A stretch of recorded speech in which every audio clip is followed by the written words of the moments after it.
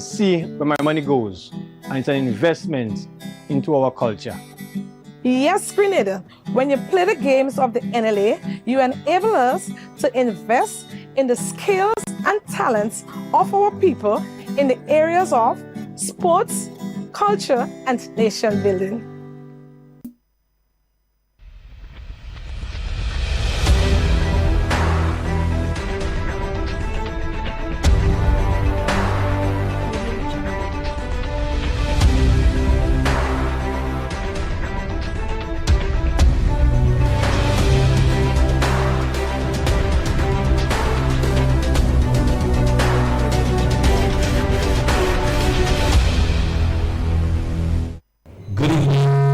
Welcome to MTV Community Forum, wherever you are, on television, Facebook, YouTube. I'm your host, Byron Campbell, and of course, Chris Diali, our co-host. Good evening, Chris. Good evening, Byron, and good evening to our listeners and viewers. We welcome you again to another episode of Community Forum. Chris, we have an interesting guest this evening. Say a little about it.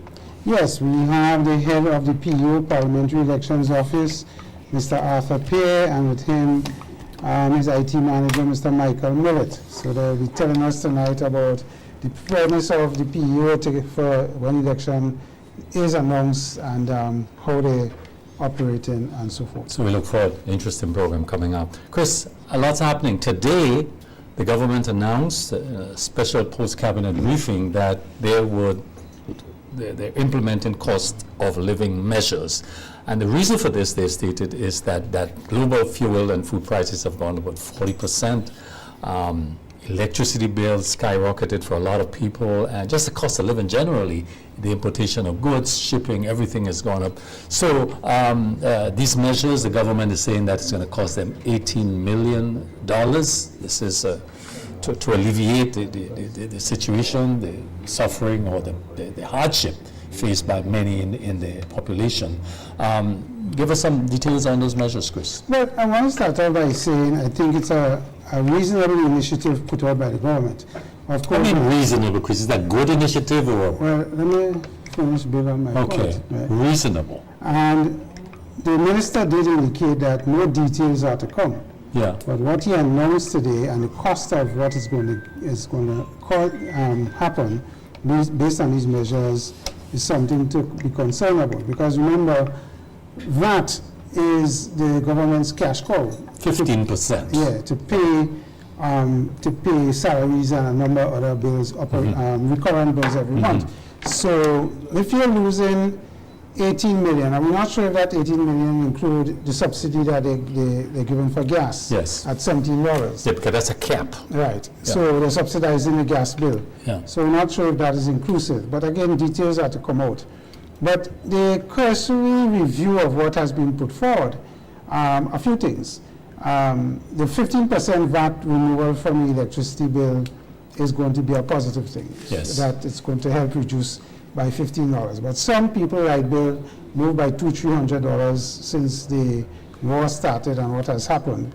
So 15% may not work out to a big amount in terms, but any amount would be some relief.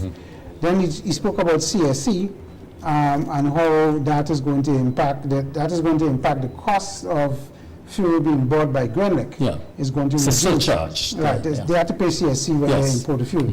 So removing that, government is going to lose that revenue, but Grenlec is going to gain because the expense is going to come down. Yeah. But Grenlec is a SOE, a state-owned enterprise. That's correct. So if the cost reduces, then you could say the profit goes up. How much they transfer, if they transfer to John Public, is going to be delayed. Because first of all, Grenlec does a recalculation of your bill on a 3-month cycle. And if this starts in August, the 3 months is going to end in October, and then you have November and December running into January if it's extended. So there are all of these little things that is going to impact what it is that the consumer is going to feel. But I think the biggest one is removal of VAT, the VAT-free days. VAT-free shopping days. Right. He has announced 2 per month. Yes. For the next 3 months. Yes. Which I think is significant because in other islands where VAT-free is done, they do 1 or 6 months or 1 a year. So 2 per month is going to be a serious tax on government revenue. And how that will work is going to be impacting the cash flow of private sector. So for example, if you are not a manufacturer, when you import goods, you have to pay VAT at the port. When you sell it, then you recover VAT from the consumer as you charge them, and then you prepare a VAT return and you send it into the government. The net off, sometimes you still owe government based on what you sell is more than what you pay. So that, but if you're a manufacturing company that does a lot of export, when you pay VAT on the port, and then you come to recover it through sales, it takes you a while to get the product ready for sale. And for manufacturers, you have money tied up with the government, so your cash flow gets impacted. Okay. If you do a lot of export, then it will work the other way. When you do the offset, the government may be owing you money because what you have paid on the port will be a lot more than what you would have collected. So again, Chris, bottom line, is this good policy or good politics? well, probably a little of both. Okay. Right, so at the end of the day, the government losing $18 million over that period, which is 6 months, thereabout. You know, 6 trees, 18, about $3 million a month. So, you know, once the cash flow could deal with it, I mean, they're okay. I mean, I suspect. Chris, that was in a press conference today, but additionally in the press conference, the Prime Minister gave an update on infrastructure generally. He spoke about he gave the justification for the method of financing the government is going into, which is build, design, and finance, indicating that the reason why the government must go this route is because he acknowledges it's going to be more expensive, is due to the cash flow constraint situation. And he outlined a number of infrastructural projects that is due to start soon, like the Point Celine main road, resurfacing, and so forth. So I thought it was an important update, so we should expect some inconveniences in the south of the island in the near future. Yeah, well, I mean, it's more inconvenience. Yes. Because when you look at the road in Bolio, it's terrible. Bolio also is one that So that is needs to due be to done. start. Yeah. When you look at Marian Road Yeah. now and what is happening, Yeah. that is Yeah. even worse. Yeah. Because the road, they dig it up so long, Yeah. they started Yeah. doing, Yeah. they laid the pipes Yeah. and nothing has Yeah. happened since Yeah. that and so on. Yeah. You know, it is from that point of view that, but the inconvenience in terms of relaying and repaving Yeah. is normally quicker. However, the question has to be asked, those roads were designed for a certain tonnage of trucks. The tonnage that we have now is far in excess of what they were designed for. So if they have to dig up the roads to increase the road-bearing capacity of the roads and then resurface, Yeah. the inconvenience is going to be a lot Well, more. and I think this is the route they're going. Chris, part of the conversation in the press conference had to do with one of the reporters, I think from GBN, raised a question with the Prime Minister. This is concerning the Woodford Road, Farm Access Road, where this is in a vicinity where Reno Construction Firm is presently operating. A lot of people use this road, Chris. You have over 15 farmers using the road on a daily basis. You have also as much as 8 households, dwelling houses along that stretch of the road. In the past, the road has been impassable, totally collapsed for the past month. So it means that the hardship farmers face, and also the dwellers there, because they can't drive their vehicles to their house, they have to park further down and walk. So this is a major issue there. But I think the question posed by the reporter had to do with what's happening, who's paying attention to this. And I think And also, who's responsible? who's responsible. And I think the Prime Minister got it wrong in terms of what's happening there. Because personally, I'm one of the users of this road, Chris. I'm upfront on this for a long time, as long as I know myself, actually. I'm familiar with the road. And yes, the road has, over the years, the maintenance has been poor. But since Reno Construction started there, we've seen major slippage in the road. In fact, the slippage that we see, or the collapsed road, is only in the vicinity where Reno is carrying out major, significant excavation work, you know. And by removing boulders and trees and other supports there, the land is linked. So if you move that, then it means that you're likely to get greater movements of the entire area. So I think the question here clearly is, what is the reason for the collapse of the road? Yes, there's always been a water problem, but since the excavation started, I want to make it very clear that we've seen accelerated deterioration of the slippage of the road, now to the extent that houses are threatened, dwelling houses are threatened, and livelihoods are certainly threatened. And I think that the response from the government, from the Prime Minister, has been, where's the empathy? Where's the concern about the livelihood of people who can no longer harvest their produce or bring inputs into the land? That's a question. Or the householders whose properties are threatened. I will also add here that in recent days we've seen persons like the Chief Technical Officer from the Ministry of Works, we've seen the head of RENO on the scenes, we've seen contractors there looking at the area. I've been told by them personally that the matter is being addressed. The question is how long it's going to take. And you say it's impossible more than a month now. It's a month and going. For farmers, so that's a significant period. The government is paying attention to main roads. Nothing is wrong with that. Yeah. That's good. Yeah. But farm roads is also important. Yeah. Because farmers need to be able to move their produce. That's and correct. farm roads That's have been correct. ignored under That's this correct. last year in particular, or more, Yeah. with this government. So it's Yeah. something that they need to pay Sure, some and attention what the to. government should do is do an independent investigation, because this project has started there, because it's not only the road, there's major works, there's an asphalt plant, quarry, and roads being constructed going to the seafront where farmers' livelihood will also be affected there too, given the fishing and other factors there. A project of this nature require environmental assessment. We've not had any of those because, as you're aware, as the public is aware, this was shifted. The government felt this was not necessary. It was important to expedite the work there for asphalt and other aggregates, cement. So we have a problem there, and I think the responsible thing from the government is to don't assign blame, but show interest. They have the CTO there and Renault. Yes, the CTO. So that's a positive. When works is going to And I start. did ask this question. They can't give a specific time, subject to weather and other conditions. But clearly, the facts are that the deterioration we've seen there has started occurring to this dimension once rain has started major excavation. And the rain have started to fall. And the rain too. So certainly the water and other factors are responsible. So I would like to see more attention paid to this, given the livelihoods being affected, Chris. Chris, we have other things to talk about. The bushing program, Chris. This program is an important program, Chris. And I'm glad that it's resumed for now, but the government should institutionalize this program. It's critical. I speak to people in the program, and you have young people. A young woman told me that I met that she's 18 or 19, says, look, I'm here in the bushing program because I need the money to finance my education. That's my down payment at SGU. Or a young man I met, look, Sir Campbell, if I don't have that, I can't feed myself. So it's important. Or a woman was telling you, I need it for my children's school supplies. So Well, that's a good thing from the point of view that they're willing to work to get what they have to Yeah. get.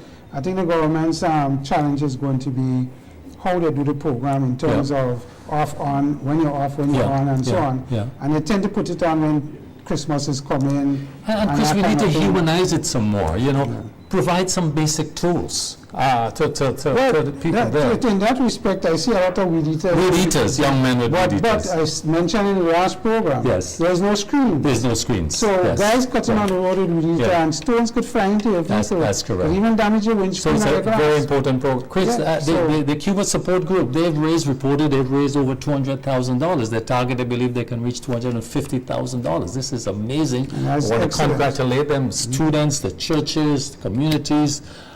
Really, reasons to be proud that we've, and the committee, their work, certainly to generate this type of revenue for Cuba, because the situation there continues to worsen based on the American embargo, which is sabotaging livelihoods in Cuba. Yeah, they say they're blockage. The blockage. blocking There's fuel and- no look. There are thousands of people waiting for medical procedures. Garbage cannot be collected. There's no fuel for the trucks. Children can't go to school. The health people are. Everything is being affected. Imagine.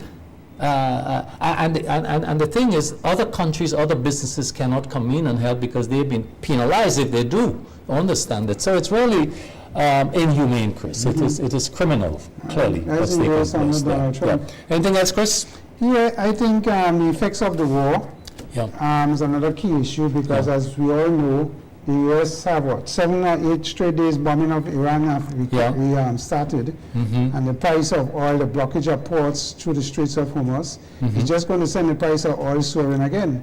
And, you know, Jordan and these places are being attacked by Iran because the U.S. using them bases to launch attacks. And they have indicated that to get back up to 14 million barrels a month or a day is going to take them 9 months based on the infrastructure damage to their plants. So we know that with the war was to stop today, it's taking them 9+ months to get operational and back to the levels prior to the war. And we know what is going to happen to the price of oil. With us till the next quarter of 2027 or more. So we're in this situation for a while. So it's going to be a prolonged situation as we look at it. The other thing I just want to quickly talk about is the speed and the rate at which these big SL trucks move on the road. When these SL trucks come in, you have to find a space to park and give them Go on the side, And what's worse, we parking on the side of the roads now, so we need no space on the side of the road. We really need to put some control controls on it, and we don't want to have an accident where people die because of that. The final thing, Chris, World Cup. Spain won, of course, and the reason why they won is because they dominated the game 65% possession time compared to 35 to Argentina. Well, not only that, Spain had more than 20 shots to the goal, Argentina had 0. 0. So it's amazing. So, and the attitude of the Argentinians too, you know, some has been suspended for a year. They got fined 100,000 euros because of bad behavior, essentially. But I think in terms of the tactics and strategy, it's a lot of lessons there. But we'll have time to discuss this another time, Chris. So time is up. Viewers, stay with us. We'll be right back with the officials from the Electoral Office. See you soon.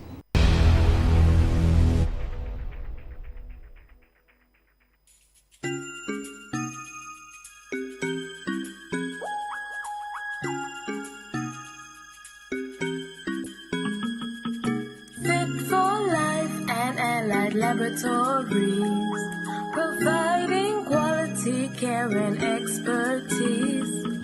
Fit for life and allied laboratories. See our in-house doctors and our pharmacies. Get expert care and quality tests. When it comes to your health, you deserve the best. Fit for life and allied laboratories. We're taking care of Grenada. Life moves fast, and everything you need should do. At Excel Plaza, convenience meets variety, all in one place. From everyday essentials to special finds, we've got you covered. Excel Plaza, easy shopping, great choices every day.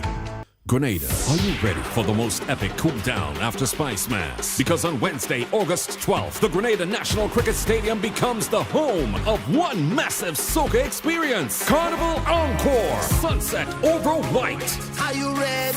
Featuring not one, but 2 international soca giants, Marshall Montano and the Monk Band.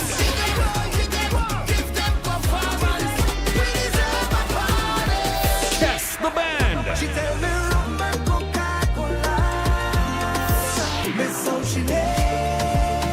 And they'll be joined by some of Grenada's biggest soca superstars for one unforgettable night of music, vibes, and pure island energy. This is the event that keeps the carnival spirit alive. The final celebration. The Encore. You don't want to miss. General admission and VIP early bird tickets are sold out online. General admission $150, VIP $550. Get your tickets now at GoToFed.com and the official Sunshine Promotions outlets. Carnival Encore 2026. Sunset Over White. Wednesday, August 12th at the National Cricket Stadium. When the road ends, this is the Encore.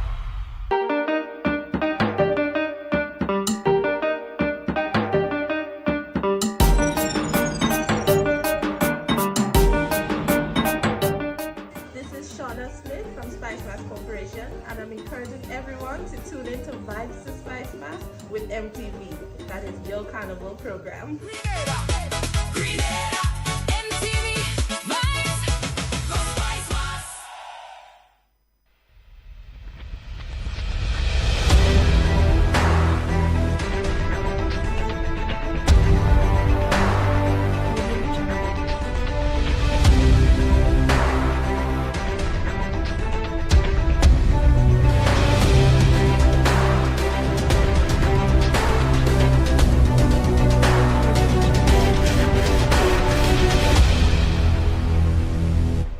Welcome back, viewers, and as we indicated before we went on a break, this evening we're talking election preparedness with respect to the Parliamentary Elections Office. We have with us Mr. Arthur Pierre, who is the supervisor of the Electoral Office, and we have with him his colleague, Mr. Michael Millett, who handles IT and is the IT manager. So, gentlemen, good evening. Welcome to the program. Good evening, and Welcome. good evening Welcome. to your listeners. Right. Also. Mr. Byron, Mr. Diallo. Yes. Arthur, I want to start with you.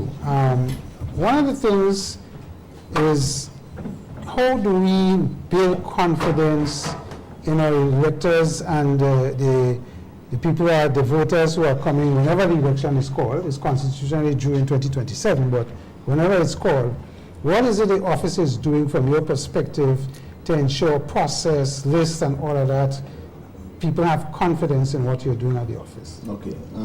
Well, I do believe the first thing that we are doing really and truly is engaging the public. We have had a number of public education drives talking about registration. Now, as time gets closer to elections, the focus would be on election. Okay, but right now we are talking, we are ensuring, for example, one of the things that persons are concerned about is the electoral list. Persons getting on the list, the sanitizing of the list, ensuring that dead persons are off the list. So we are working assiduously to ensure that that happens. Now we publish addendums at the end of every quarter, and then we publish the consolidated list at least twice per year. So at the end of June, by 15th of July, we do have the list out.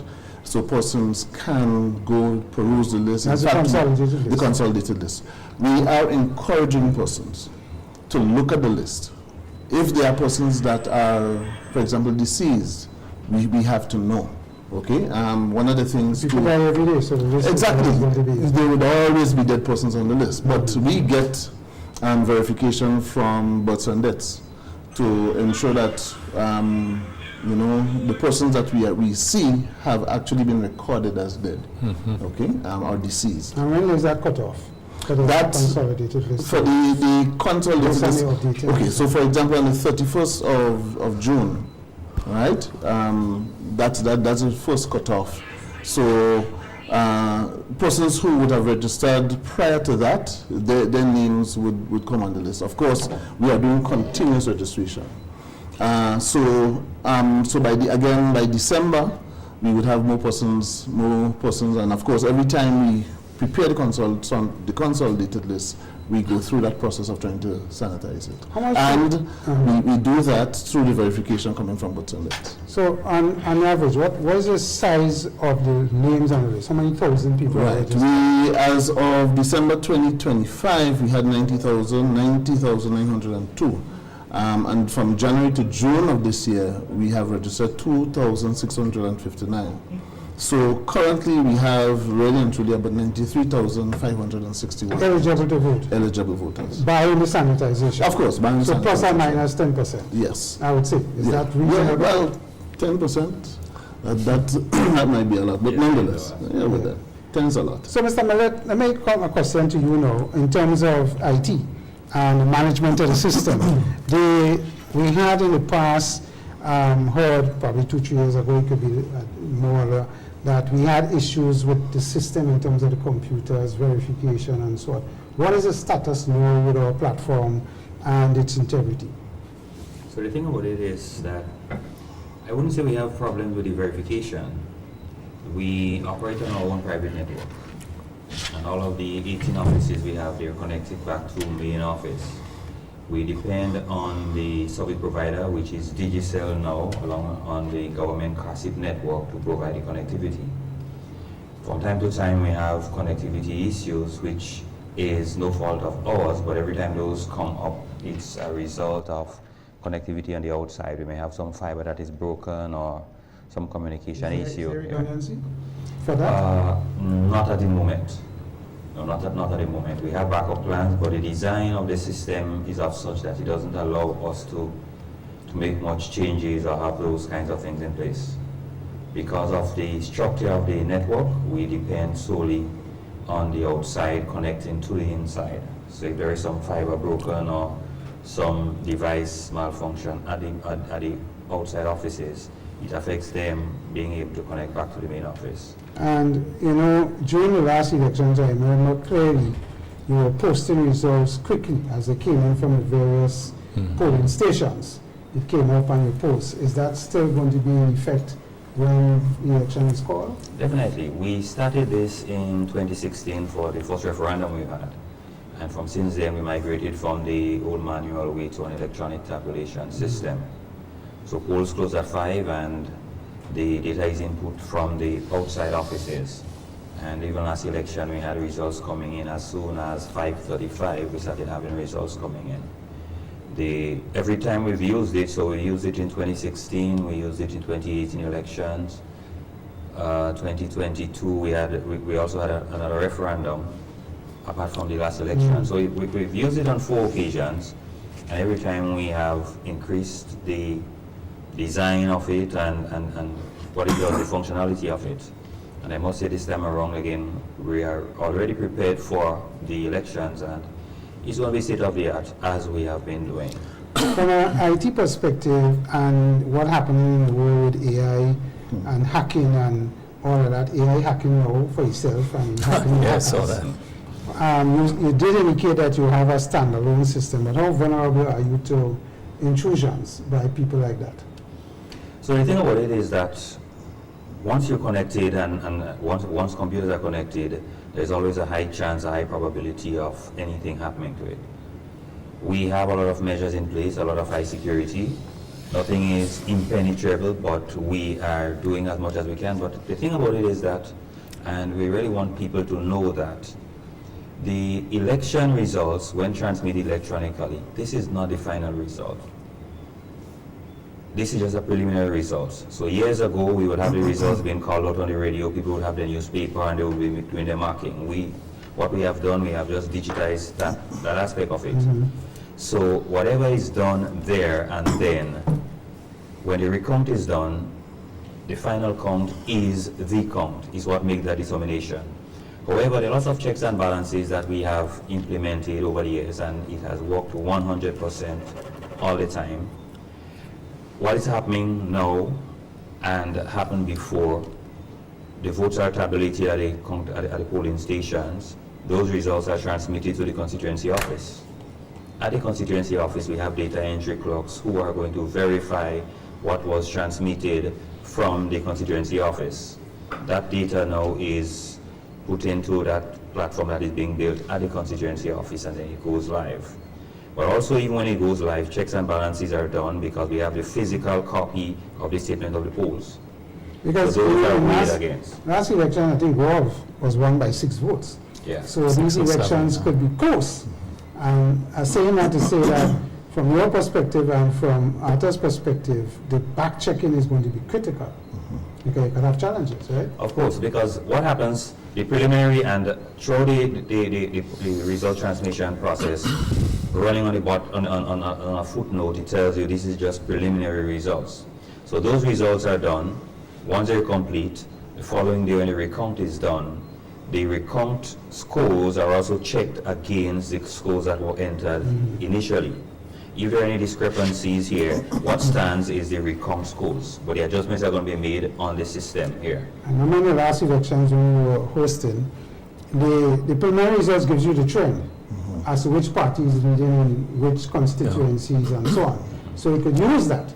But as you say, the final thing is when you do the final verification. Yes. And it comes up. So there may be adjustments made the following day when the recount is done. Right. And all political parties are aware of that. You all have met with the political No, we have parties. not met with the political parties as yet, but that is something that is coming soon. Because that needs to be communicated clearly. Yes, and not only that, one of the checks and balances that we do have agents for the political parties that sit within the polling stations. All right, and when the count is done, they have to sign off on the count that was done preliminarily. Right. All right, at first. So when we come the second day now, again we go through the entire process, vote by vote, to affirm the results that became a priority. And have you started training for your people? Yes, we in the field as well as yes. at the office? We have done an initial meeting with all the constituencies, all right, the poll clerks, the presiding officers. So we have done that initial meeting. We are doing a number of things online, so they should be getting manuals for training online, so they could read, they could peruse. And then again, we plan for a couple other meetings closer, as the election draws near. We plan more meetings so that persons have a better understanding. We go through step by step how to fill up, for example, the close of the polls, and so we go through that step by step so that there is no ambiguity when it comes to. And if there are any questions, you take it over. Yes. But just additionally quickly though, as you made mention earlier about EKI and what we're doing to build confidence in the public. As we have done previously, the results are transmitted, it's just the raw data that's there. But this time around, we're also planning to include an electronic copy of the statement of the polls. So you have at the polling station, let's suppose this is A05 and all who work there, when the polling is closed, tabulation is done, the statement of the poll is signed by all those who are in there. An image would also be placed online. So you know you work there, let me see what the results are. So the results are online, you can confirm that this is the result because you're actually this time around, you're going to see the document that you signed off, that these were the actual results. This is going to help to build confidence also. And I mean, sorry, the last elections, I didn't have to go to my polling state to know if my name on the list. I could go online. Yes. That is still there. So that facility is still going to be available. And I must say that we have implemented a new website. Okay, so we try to modernize it as much as possible. And it's up alive and active? It's alive, it's active, we still have little kinks and so that we're still working out, but nonetheless we have Are we moving in the direction of electronic voting? The law has to be modified to But do you have the capacity to do this? You could. Yes, we could, but the question might be asked, is it necessary? Okay. You know, just only recently we've been to regional meetings and on the world, Grenada has been rated as #1 when it comes for electoral integrity and all those among the Latin American and Caribbean countries. You should say that again. We are we have been there. So Brother Pierre, I mean, the big question is: the Prime Minister were to dissolve Parliament tomorrow and announce elections with a minimum constitutional notice. Can you honestly tell us, Grenadians, tonight that your office is fully prepared? Yes, we are. Yes, we are. Of course. All polling station identified, all ballots people ready, poll workers recruited. Right, and I'm not leaving this out just for the identification. We are going around. We have just, I think, about 4 or so more constituencies to visit. We are going around and look at the buildings, physically pay attention to the buildings where persons will be going and vote. In case you're informing But not only that, there are some buildings that we have discovered we cannot use. So we have to now look at alternative sites, and we have done that. All right, we have done that. So we are ready. You're there, So this is how many elections have you administered before? Me, this is my first. This is your first, but of course you would be familiar with the PEO's own report from the last election. Well, not fully familiar, but I have some idea. There are recommendations made in this report. I want to ask you, have you been able to follow up on any of these recommendations? Right. There are a number of recommendations. Yes, certainly. And we have, one, discussed it. 2, there are some low-hanging fruits that we cannot fix. For example, let's talk about it. One of the recommendations is the access for persons that are differently abled, pregnant women, elderly people. All right. Now, when it comes to training our people, we are telling them, look, when these persons present in the line, yes, the lines might be long, you might be there for quite a while.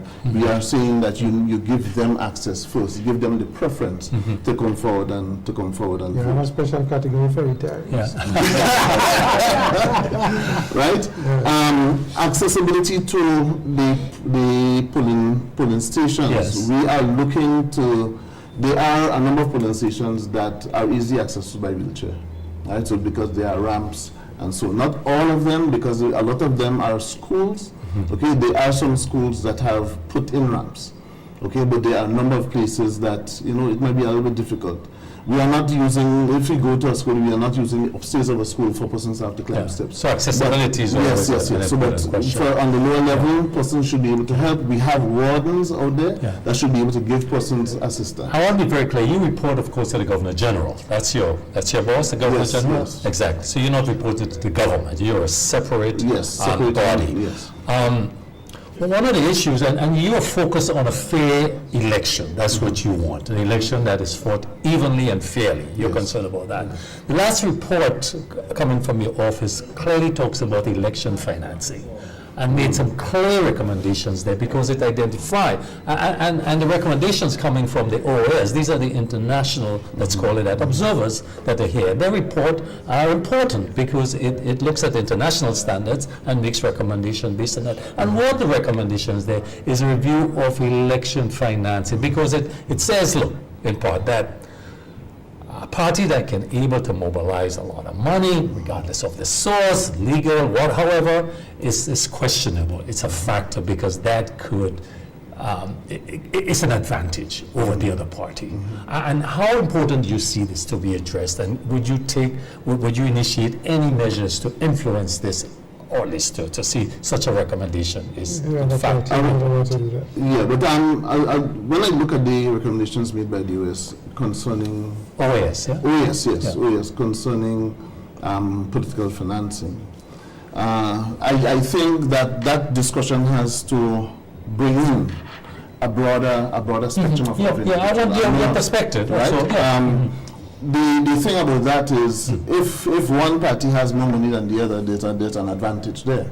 So if you bring in and you have like an electoral commission where we have stakeholders that governs the functioning of that commission, then we can begin to have that conversation. Now, there's not much that can be done here because we do not have an electoral commission. Yeah. But you recommend? Yes. I certainly. That is one of the things I would recommend. Yeah. That we go the route of electoral commission, where we have, if we have opposition, for example, in parliament, and we have government, and you have a neutral body like the civil society or the Conference of Churches or so, then we could begin to have that conversation to talk about how we manage the issue of political financing. The other issue came up is, of course, the question of constituency boundaries. I mean, have you looked at that, and what is your recommendations? Because it's seeing some, it's questioning some of the current boundaries. Right.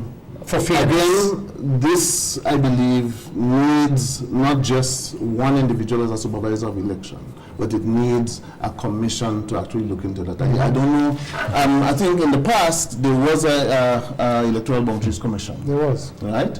So that needs to come back, because the truth is that when we went through the polling stations and so. We realize that there's, for want of a better word, maybe a slight imbalance in terms of the amount of persons that you find in any one particular constituency. You want to be able to have a nice balance, all right? But people migrate from constituencies because of other issues. That's correct. That's correct. So they still might have to come back to vote in the original things. That's true. New one. That's true. So and we need to have that properly defined.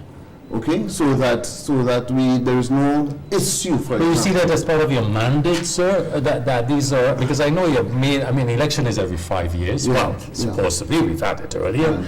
We've seen it happening earlier, snap elections. But these are some of the, do you see these are some of the but let me just add another one to it, for example, to talk about the poll workers recruitment. They say, talks about needs strengthening, talks about training manual, developing standard manuals, and some of those important recommendations. Are you, I mean, are you intend to address these things? Do you see them as important? Yes, they are very important. In fact, in my response to OAS, I was in the affirmative for most of the recommendations. I think. All right. So there is certainly need for one, electoral reform. Two, we are beefing up in terms of the education process. We are doing it a little bit different. We have to ensure that persons are competent. So there might just be, evaluation when we finish training and all of that to ensure that person's understand. One I think which is fundamental also, talking about a complete functional review of your office. I mean, what do you think they have in mind? What kind of review are they, what do you, from your perspective, given that recommendation, what kind of review would you be seeking of your office? Well, first and foremost, the functioning of the office, how the workers of the office, are we fully staffed? Do we need more staff? What are some of the functions that might just raise some questions, for example? Because this is about elections, and people, the thing about that, as soon as the supervisor of election sits there, he comes under a lot of scrutiny. Of course, all right? Of course. And rightly so, all right? Rightly so. So to be able, if I am still there, to be able to do my job fairly, without reservation, without scrutiny, I do believe that the office needs that kind of intervention so that we can do our best. We can perform at our best, knowing that we have a responsibility to the Grenadian public. Critical one. Do you have political influence? In terms of? The office and what is happening in the office. Governments in power sometimes feel they could say and do what, and resources that you need. I'm just asking if you think that is. I have not had that experience. Has it? No, I've not had that experience. And hopefully never. Well, I hope not. Yes. And you have the Governor General to yes, most definitely. In your corner. To say, well, look, this is the situation, and I need that. The last election, you had a budget report, $888,000, close to $1 million. What is the anticipated budget for an election if it's called anytime from now going forward? The anticipated budget certainly would go over $1 million. Over $1 million? Yes. You have to understand. What's your key cost factors areas? Right. So we have a number of poll clerks, presiding officers to give you enumeration by when they do their work. HR costs. We have printing of the ballots. Okay. And what else? Just logistical costs and so on. What about the security aspect of your operations? Because the printing of the ballots is a highly secured kind of operation. IT, of course, you will put in certain watermarks to make sure there is no strange kind of ballots appearing. Isn't that part of the security consideration? You sound like you're on the job with us. Well, normally once we get into the election mode, we are provided with security. The police provides security here. The ballots are designed, the IT department, we design the ballots, and so those are transmitted to the printery, and even while the ballots are printed, we have police presence right through, escorting the ballots from the printery back to the office, so we have security. And even the boxes where the ballots are being placed, that is under secure operation as well, so no tampering could happen before or after. Yeah, but there are also other security measures that we have put in place also. So even leading up to elections, we're going to have training, not only with our workers, but also with the agents of the political parties. They also have to know what to look for, what not to look for. Right. So on the day of election, when the ballot box is open, there are security measures that have to be taken. We have some seals, we have some document securing seals there. Everybody has to be aware of. So it's not anything that's being done in private, but the agents are also trained to know what has to happen, the process, what to look for, how to identify those things. And after not borrowing the OAS report and the low-hanging fruits, we're still the #1 in the region, right? Of course. Yeah, but I mean, in terms of improvement, one of the things I always find difficult to understand is why we change the supervisor elections after a short cycle or reasonable. We're not saying that position is going to be here for 10, 15 years, so that you come with experience from the last one. You come with forward, looking things of where you could deal with certain aspects of reports coming to improve the office. Why you think we change so often? Before Mr. Beck comes in, I want to take the lead on this before he comes in. Yeah. And the thing about it is about a perception, and the office runs on perception. And even the candidates, the political people, they really, I believe, don't understand thoroughly what really happens. Because the electoral office can't influence the outcome of an election. That's correct. Because on the day of election, let's say you have 100 persons registered at a Mr. polling Trump station. said, So people have the idea, oh, election is stolen in other places, they can steal election. Our construct, you can't steal election here. 100 persons registered to vote. You have your agents. All the candidates have the agents in there. We have the list. You see 100 persons come to vote. At the end, you count it. 100 ballots are here. 20 go here. 80 goes here. Nothing could happen. Are you moving to electronic voter verification? Is it possible? It is possible, but again, it's not something that we're looking at presently now. And I'll tell you why. A lot of persons who have countries who have moved to electronic have reverted back. Okay. Because in a situation like ours, where you have 40 ballots, you can count and recount 100 times. And if your people still saying, well, things can happen with that 40 ballots, which you know can't happen, just imagine you go electronic. Who holds the data? Next is on the block. And of course, So you're not going to the recommend? risk and exposure Of course. to that data. Of course. After there has been talk about, the diaspora and the ability to come in and vote and so on, and many people talk about residency criteria. What does the law actually state regarding Chris, let's let him hold that question. We had to take a short break. When we come back, we'll put the question back to you. Viewers, stay with us. We'll be right back.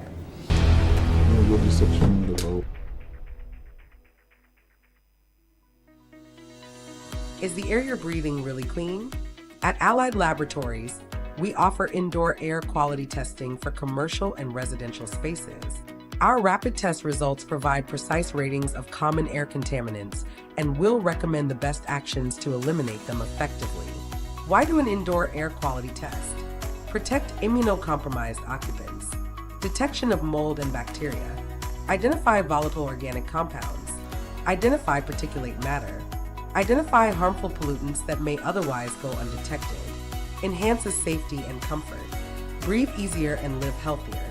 Allied Laboratories, bringing quality laboratory services directly to you. Grenada, the biggest show in Carnival, is back again. This is Free-Day. Free-Day. Wednesday, August 5th, the Grenada National Stadium will shake. Remember, you must wear black on stage. Nadia Batson and Burbank. Full blown. Freetown Collective. Michael Taker. Problem Child. Town Creek. Money. Little Carrie. Terror the Governor. Westway. Dread Lion. Lava Man. With my no good friends, all your Champion. Somebody too late in the Mars, boy. Boise. I'm back in me bag on this road. Dash, Sakina and the Bat. General PVC. And a special surprise guest. Gates open at 10 p.m. This is Free-Day, the biggest show in Grenada's Carnival. In Grenada, sports aren't just a game, they're a way of life. They teach discipline, teamwork, and resilience. They inspire the next generation to push boundaries and chase excellence. That's why the Investment Migration Agency of Grenada is proud to support sports initiatives as part of our commitment to youth and national development. When we invest in sports programs, we invest in the future. We invest in the health and well-being of our youth, and we invest in broadening Grenada's reach, proudly connecting our athletes, our talent, and our nation to a global community. Together, we all go further. The Investment Migration Agency. Unlock the possibilities. August 1st is coming, and Grenville is about to transform with activities in observance of Emancipation Day 2026. Under the theme, proudly claiming our land, our culture, our identity. Start your day with flavor from 6 a.m. with breakfast at the Grenville Car Park. Then at 2 p.m., the energy moves to the bus terminal for a massive community exhibition. Come see, come buy, come support. As the sun sets, the real magic begins begins at 5:30 p.m. with the Flambeau March from Subi Fisher facility onward to the Grenville bus terminal. Then at 8 p.m. is the formal ceremony with brief speeches, followed by cultural activities from 8:30 p.m. featuring drumming like you've never heard before. Dance that moves the soul, a live band that keeps the vibe alive, and special performances by local artists and groups you won't forget. From breakfast to midnight, it's all happening at the Grenville Bus Terminal. Saturday, August 1st. Don't be late. Emancipation Day 2026. Proudly claiming our land, our culture, our identity. This event is hosted by the National Celebrations Committee in collaboration with Seidu. What happens when you add groovy, power soca, and calypso all in one weekend? We get Sammy's Weekend. The most amazing part of the Spice Mass build-up comes to Progress Park St. Andrew. A trio of competitive shows. Thursday, July 23rd from 8 p.m. The Brian Griffith Groovy semifinals. Friday, July 24th, also at 8 p.m. Dr. Trevor Friday Power Soca semifinals. And on Sunday, July 26th, the Melody Papitet Calypso semifinals. 5 p.m. sharp. Come out and support the artists as they each give 100% to secure a place in the finals. 3 crowns at stake, 3 nights facing the judges, and 3 nights of thrilling the audience. Sammy's Weekend, July 23rd, 24th, and Sunday the 26th. Progress Park. Can you feel the magic in the air tonight? Let the music flow, it's gonna be alright. And if you really, really wanna get away, let the music play. Oh, can you feel the magic in this country? Nowhere in this world that I would rather be. It's really, really, really gonna be okay. Darling, let the music play. Hi everybody, this is Zarina. Everybody know me as a birthday lady, and I'm bigging up Vibes to Spice Mass on MTV.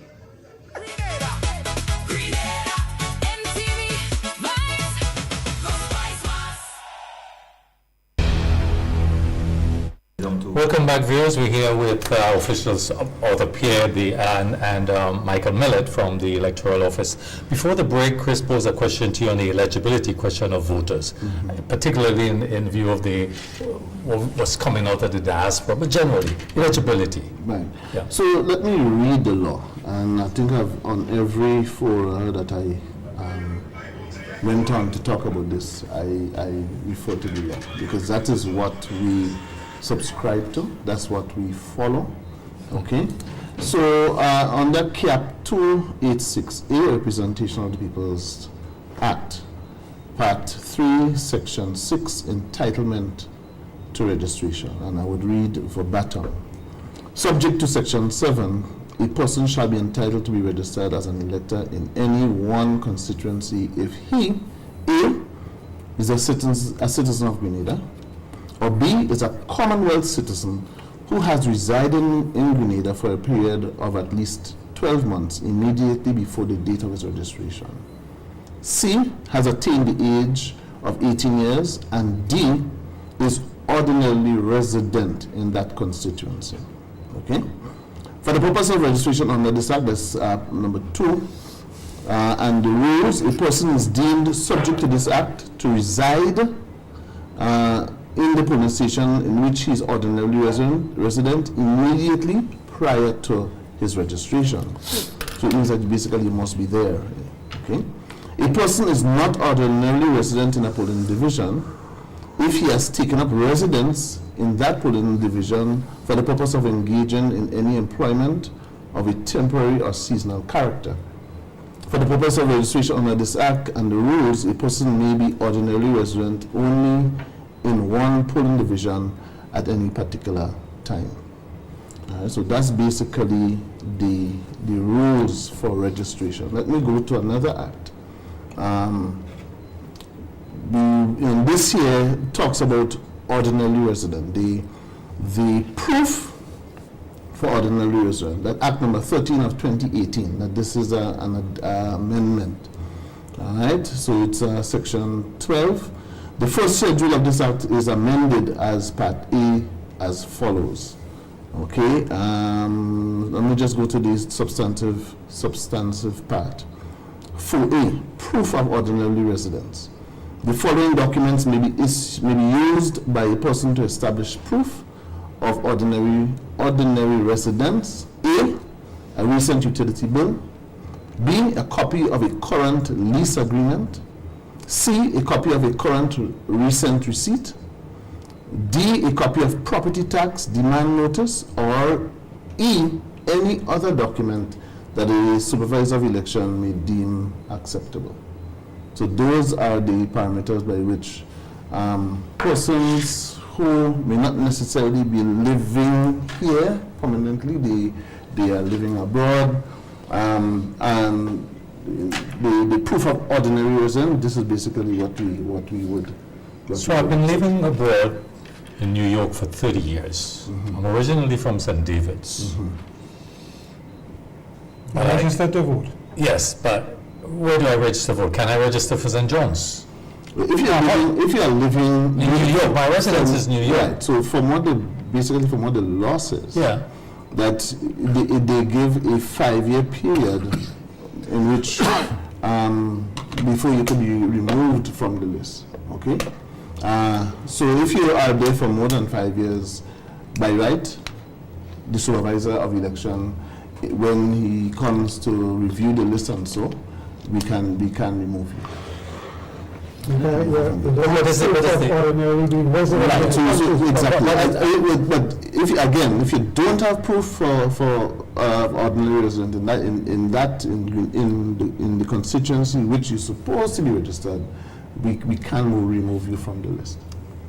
So where do I go? How do you, I mean, I'm a Grenadian, I don't live here, I don't have residence here, but I'm entitled to vote. Where do you? No, you're not entitled. I'm entitled to vote.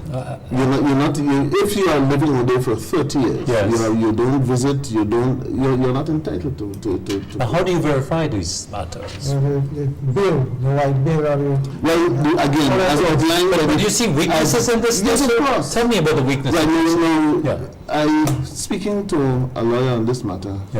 One of the things that he said that the law is not prescriptive. So it would not speak directly and say you don't do X or this is exactly. Right? So it's again, in situations like that, the court has to decide. Okay. Right? Or when I publish a list, I am seeing people are seeing Byron Campbell. Who's Byron Campbell? I don't know Byron Campbell. Right? So there might be an objection raised. Look, this man does not live in the constituency in which he says that he lives in. Exactly. Okay, so we would get objections, we investigate the objections, and we would have to make a decision. So CBI people who get citizenship under the CBI program, does that apply to them as well? Because yes, but for them to get on the list, they have to prove that they have a lease agreement. It's not a hotel. There must be an agreement that, look, I'm living here. I'm paying rent. Yes, right? And it's not just for a short period, over a period of time. I'm leasing this property for 2 years, right? I'm leasing this property for a year, right? And you're not living in the property. You're only visiting for 6 weeks a year. Right now, that is where our registration officers will come, because we do encourage them to go out in the community and do the verification. And you have the agents as well? Yes, we do have agents, and of course the general public. I mean, this is a big issue for a lot of people. The question of accessibility was raised in the OAS report, talking about the elderly or the disabled, pregnant, visually impaired. What accommodation exists? How is your office managing these factors, given the fact it was raised? Right. Now, there are a number of places, for example, and I was speaking about this earlier, the majority, a lot of the places that we use for elections are schools. There are a number of schools that do have wheelchair access. Okay, but yet there are still others that don't. Of course, we have wardens who will be able to give assistance to persons who are otherwise able. Right? I saw your wardens in the last election particularly handling the elderly. Yes. So they'll stand up in the sun and stand That's up in the right, long that's times. right, that's right. They'll expedite them and say, get your name and I bring you That's in. right, that's right. And I saw that. And that So we are saying to them again, because we are not really training them, we train the poll clerks and the presiding officers, we are going to implore on them again that when elderly persons come, kindly assist them, and we would have notices saying, please allow the elderly, the pregnant women, preference in terms of going and casting the ballot. But even just about before the voting, in order to vote, you must be registered. And talking about accessibility, there are a lot of persons who might not be able to go to the constituency office to get registered. We also provide a avenue where where we visit persons home. That's good. You can go to the mountain, the mountain comes to you. Okay. So we go there. That's excellent. Persons call the office and say, here's what I have someone who is eager here. That's excellent. We go to that person's home and we register them. For a minute, one of the areas I want to throw at you too has to do with social media. Misinformation spreads rapidly. I mean, how does your office respond to fake election news, fake information? So, as was mentioned earlier, we are now in the process of implementing a new revamped website, which is going to be more user-friendly, more even on the social media side. And now, as we made mention of AI, we have a lot of AI tools also that's going to be monitoring social media. Because at the end of the day, again, the office runs on perception. And if something can't be done and it's out there, then we have to address it also to quell whatever is happening out there. So the site is designed in such a way that we also will be monitoring social media and using those avenues where we can educate and dispel some of those. Excellent. We will quickly run the time back. Let me just add to that. I used to work at NADMA. Okay. I used to work at NADMA. And, around hurricane season, we have a lot of weathermen and women, right? And boys and girls, right? Yeah. I always say, and we always say there, that you need to get the information from the source. Right? My father used to always say, if you want clean water, you go to the spring. Don't take it lower down the road, right? So if there are issues, if there are questions, we are willing to answer, willing to provide the information. And your office of course, you can even go online on the website. You call your office, you get an answer? You get an answer. Or you put it online and you get an answer. And the answer sometimes is online. Exactly. The answer is there online. A lot of us citizens believe elections are fair. I mean, that's a fact. Report says so. And others believe political interference exists. People believe that. What evidence you can provide tonight that Grenadians should trust the process that you're heading right now? Because the process is proven, it is protected, it is guided by law. Okay?